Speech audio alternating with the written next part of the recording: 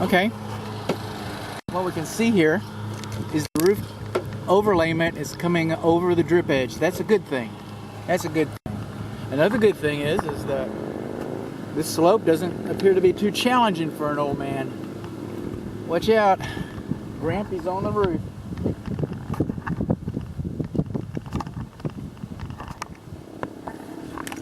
This is a dark roof covering.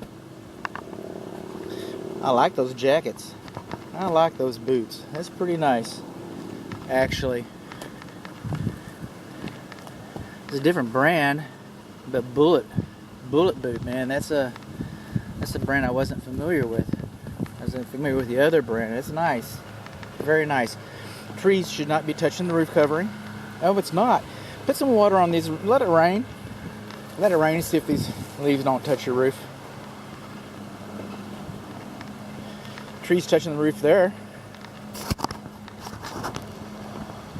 That's a fact. Trees touching the roof there. That's a fact. Okay. Siding manufacturer says you should have a couple inches of separation between the siding and the roof covering. And this vent right here, that's your fresh air induction vent. That's where the fireplace draws its combustible air. And code says that vent should not be any higher than the firebox. The manufacturer specification supersedes code. So if the fireplace manufacturer says that this vent can be here, then that supersedes code. That's stronger than code. But without that documentation, all we're left to rely on is the actual code. And that's the baseline. That's why they always quite often refer to the manufacturer's specifications. So anyway, without better intel, here's your chimney flue cap. See the way this is? See that? I'm going to show it to you when we do the exterior as well. I guess I am. We're going to check it. But see, siding is supposed to be hung. And it's supposed to move so that as it expands and contracts from the thermals, it can move. If it can't move, it's going to crack like that. It's going to crack like that. Where's the water going to go? Is it going to go in there? Will water go in there? I don't know. This roof's not very old. Not very old at all. We've got ridge vents. Those are optimum. You see this vent over here? See this vent over here? This vent over here? See these ridge vents? You're not supposed to have a mixed vent system. You're not supposed to have a mixed vent system. See this whirly bird? See that whirly bird? That's a code violation. You're not supposed to have mixed vent systems. You want one or the other. You want ridge vents, you want turtle vents. Some people call it turtle vents. You want whirly birds. Some people call them wind turbines. You want those?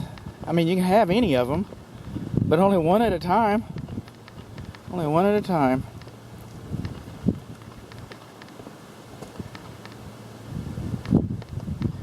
Okay, trees touching. Mixed vent. That'll be in the attic section. Satellite dish. Every time. The only time I've ever seen one that's properly mounted is an illustration that's going to be baked into the inspection report. I saw it at a roofing class about 15 years ago. They gave me a picture of what it's supposed to look like, and it doesn't look like that. Every single one I've seen, they look like this. I'm not saying that it's right. If everybody jumped off a bridge, would you jump off a bridge? I don't know. Maybe. See this vent here? Little birdhouse. That's your clothes dryer vent. These are no longer acceptable. No longer acceptable. You should have a flap, a hood.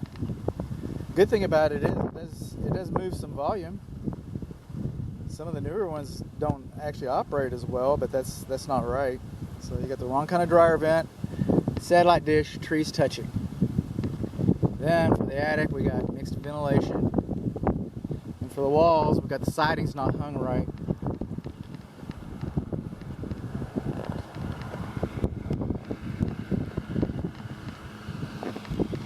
You can see my other videos. Get some perspective. See, the air goes in here and right out there. It doesn't circulate through the attic because you're supposed to pull the air up from the soffit vents, and then it comes out these or those. Got a little bit of natural deflecting here. Oh, this roof's so new, they still got some nails on it. Okay. Natural, not natural, but if you sat out in the yard having your first barbecue, enjoying your new home, and you look up at the roof, you're going to notice some deflections. And there really isn't any kind of way to get around that. If it's bad, if it's real bad, it's called sumping. But I don't see anything here that I'm going to classify as being sumping. I can still see the chalk.